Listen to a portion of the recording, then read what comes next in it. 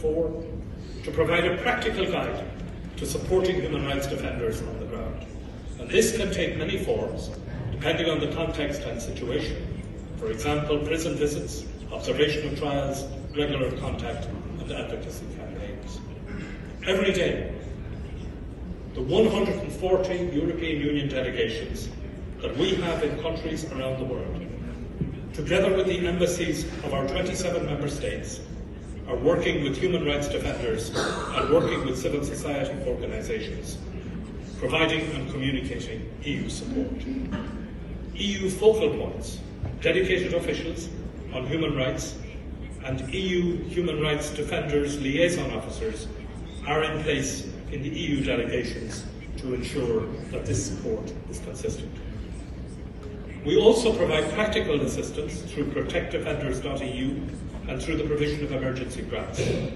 This has amounted to €35 million in the past 7 years, and we've provided assistance to 55,000 human rights defenders in different parts of the world.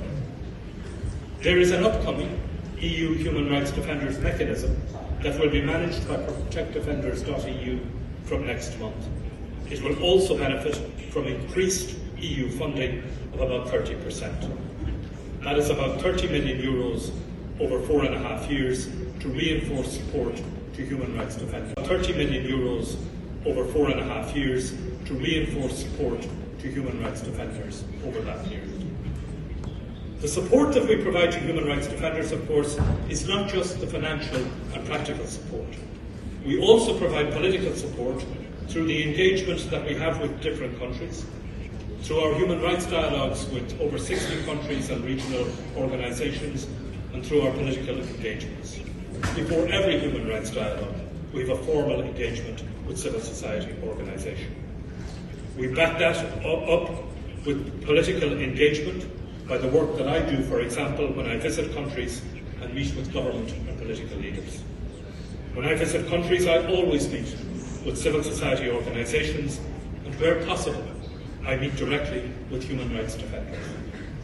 I have just returned from Indonesia, where we had a human rights dialogue with the ASEAN countries, where I had engagement with Indonesia, and where I also had the opportunity of having bilateral meetings with the representatives of a number of countries in the region, including the Philippines, with whom I raised the case of Nobel laureate Maria Ressa, who is facing imminent arrest and imprisonment. We reinforce the political support through the work that we do at the United Nations on many issues with defenders in the United Nations, both in Geneva and New York, and we are strongly committed to ensuring that the United Nations itself is a safe and enabling environment for human rights defenders and civil society. Nobody should suffer from reprisals as a result of cooperating with the UN. And this morning, I want to pay tribute in particular to the tireless work of Mary Lawler, the UN Special Rapporteur for Human Rights Defenders, with whom I have the privilege of working very closely. Our multilateral work is strengthened by the work that we do on trade, as we have human rights clauses in every European Union trade agreement. The schemes and trade preferences known as GSP that we have allowed for duty-free access to the European markets on conditions of declaration of human rights. Human rights defenders are the guardians of the Universal Declaration of Human Rights.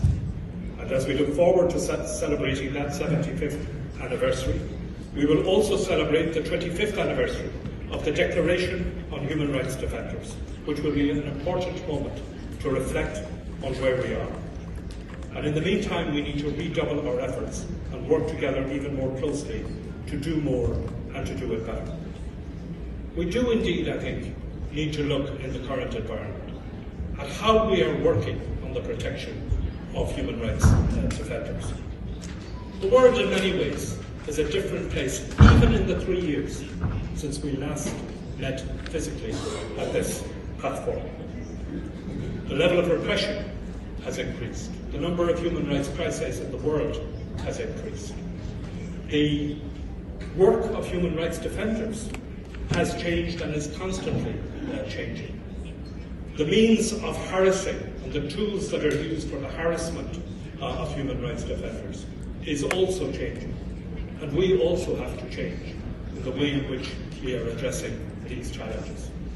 And I want to say that I think that this platform, bringing together individual human rights defenders from around the world, is an important platform where we learn for what we can do better and what we need to do. And I will certainly be taking away from this platform the outcomes of the discussions that you have been having over the past 3 days, and discussing those with my colleagues in Brussels who are responsible for the protection of human rights defenders, whether that is within the European External Action Service or in the other parts of the Commission, to see what we can do better to respond to your needs on the ground. And I want to pay particular tribute to Frontline for the incredible work that you have been doing, Andrew, and your colleagues and your predecessors, since 2001, to improve the security and the protection of human rights defenders around the world. You have literally been the difference between life and death in some cases.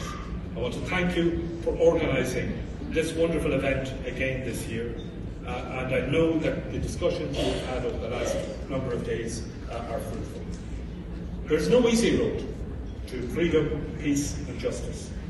We know that it cannot be done alone, but through unity of purpose, by working every day to do the right thing, and by imagining the world as it should be. Thank you all for working so tirelessly to protect human rights and for being such a positive force for change in the lives of so many people around the world. I look forward to taking your questions and recommendations. Thank you very much.